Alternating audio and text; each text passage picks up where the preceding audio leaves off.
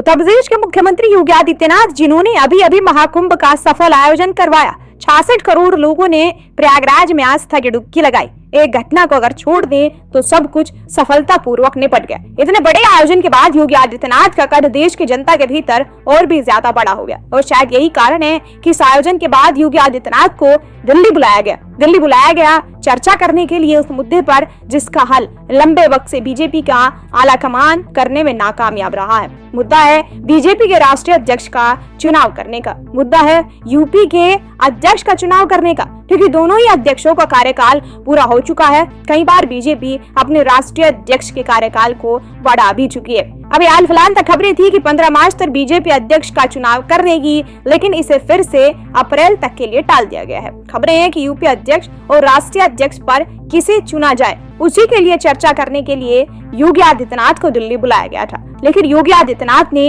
अपनी तरफ से कोई भी नाम देने से इनकार कर दिया। चर्चा उत्तर प्रदेश के मंत्रिमंडल के विस्तार की भी होनी थी, तो मुद्दे ढेर सारे हैं, लेकिन बीजेपी का आलाकमान अब तक निष्कर्ष पर नहीं पहुंच पाया है। दरअसल राष्ट्रीय अध्यक्ष के चुनाव से पहले राज्यों में संगठन का भी चुनाव होना है, तो अध्यक्ष के चुनाव में असल देरी की वजह यही है। राज्यों के संगठन में चुनावों की जिम्मेदारी विनोद तावड़े को दी गई है। विनोद तावड़े योगी आदित्यनाथ से इस मामले में 2 बार मुलाकात भी कर चुके हैं। इन मुलाकातों के बाद ऐसी जानकारी निकलकर सामने आ रही है कि योगी ने संगठन के फैसले पर तो सहमति जता दी, लेकिन कोई भी नाम सुझाने से इनकार कर दिया। मतलब ये कि यूपी में जो संगठन का चुनाव होना है उसके साथ योगी हैं, उस पर कोई ऐतराज नहीं, लेकिन वो सरकार और संगठन की लड़ाई में फंसना नहीं चाहते। पिछले दिनों देश ने देखा कैसे केशव प्रसाद मौर्य ने कहा था कि संगठन सरकार से बड़ा था, है और रहेगा, तो इस बड़े और छोटे की लड़ाई में योगी आदित्यनाथ को फंसना नहीं है। हालांकि फंसे वो पहले भी नहीं थे, लेकिन इस बार पहले से भी ज्यादा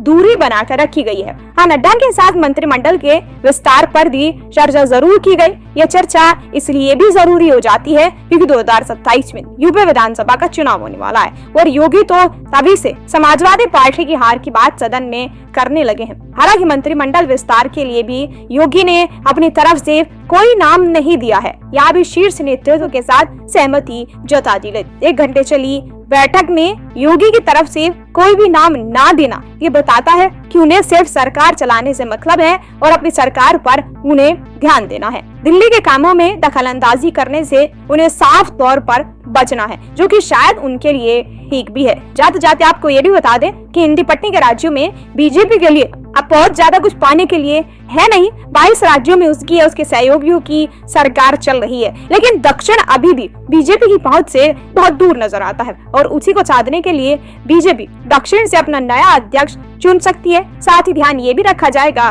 कि इसी साल बिहार में चुनाव है, अगले साल बंगाल में चुनाव है और 2027 में यूपी जैसे अहम राज्य का भी चुनाव होना है। तो सभी बातों का गुनागणित करने के बाद ही बीजेपी आलाकमान कोई फैसला लेने वाला है और इस गुत्थी को सुलझाने में योगी आदित्यनाथ ने बीजेपी की मदद करने से इनकार कर दिया। सीधे तौर पर कहें तो तुम्हारा काम है, तुम ही देखो, मैं अपना राज्य चलाऊंगा। योगी का ये फैसला आपको कैसा लगा? अपनी राय हमें कमेंट कर जरूर बताइएगा। नमस्कार।